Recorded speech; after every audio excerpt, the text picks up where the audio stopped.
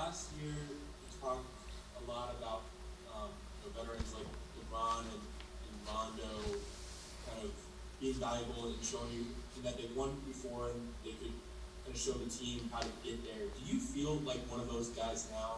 Do you feel more confidence sort of approaching this season now that you won a championship?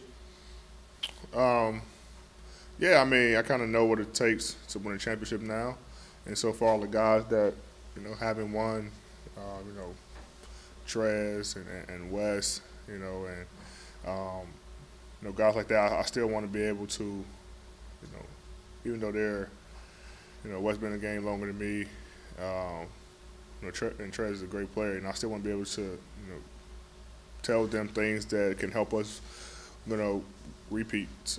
Those two guys, listen, they want to win. Dennis, all those guys are able to learn and able to adapt to our system quickly, and they listen. Obviously, when you have a team that's just coming off a championship, it's easier to do. It's easier to learn. It's easier for those guys to adapt to us, knowing that we know what it takes to win. Dave? Hey, Paul George told Matt Barnes and Steven Jackson on their podcast that there's a smile, that you guys had some dialogue about trying to get you to play in Indiana. It didn't happen. And meanwhile, Friday I think marked the 2-year anniversary that LeBron made it known that he'd like to play with you. Have you thought about how those things have played out? And obviously, in the context, you're going to be facing Paul George at opening night. No, I mean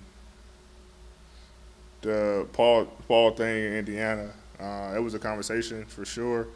Kind of just faded away. I'm not sure what happened on their end. He said that management didn't want to do it, whatever. But it was a conversation. And then, LeBron saying what he's saying. Obviously, want to, team up and then the year that we do, we win a championship. So I think Ron kind of spoke it into existence, and it happened, and I'm glad it happened. For me, selfish reasons. I want to be a champion and able to do that my first year teaming up with him. But I mean, who would have known? Who knows what would have happened with Paul in Indiana? He's another great player. Especially when he was in Indiana, he was definitely tough to guard. He's still tough to guard today. But I think that was so long ago that we played each other many times. Since then. But you always think about like what could have happened. Will my career be a lot different than it is now? Dan? Anthony, I'm curious, how much have you thought about kind of plan for rest and stuff this season? Kind of like whether it's back-to-backs and stuff like that, obviously with the off-season being as short as it was and season being compressed. How much have you thought about that, and what do you think kind of the plan is for you? I think you just take it a game at a time. Just kind of see what your body tells you. So I thought I was going to be, winded in my first game back against Phoenix. And obviously I'm not, in mid-season shape. I don't think anyone is, but I felt way better than I thought. I didn't expect to play the entire first, and I could have in the first game back. And so I feel confident in playing, but it's different when you're constantly playing every night or back-to-backs and things like that. So you just figure out game by game, listen to your body, and coach understands. He does a great job of managing us, make sure that we get our proper rest, knowing that we had a shortened off season, and I can always go and talk to him, and when my body is telling me something. AD, we're all in great shape on our secondly, you kind of talked about your expectations for Kyle to have a big year. We just got word that got an extension.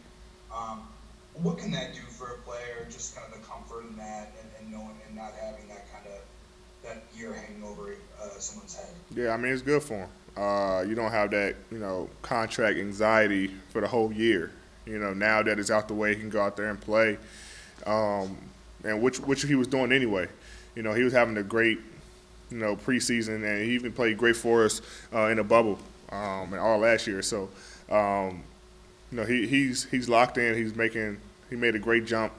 On both ends of the floor.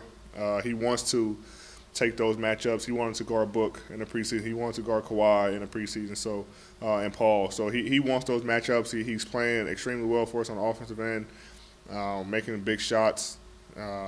Shooting the ball extremely well, making the right play, the right passes.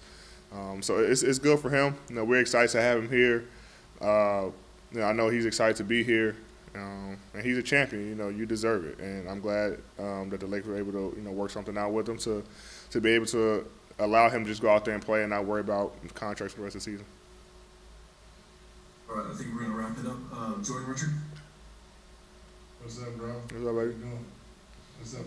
Can you just talk about, last game you got 6 threes and just playing on the perimeter. Frank ran the downstream for you to catch the three and shoot, and then taking a lot of sidestep threes. Can you just talk about, are we going to see more of AD on the perimeter this year and running, just some more isolation plays for you on the perimeter?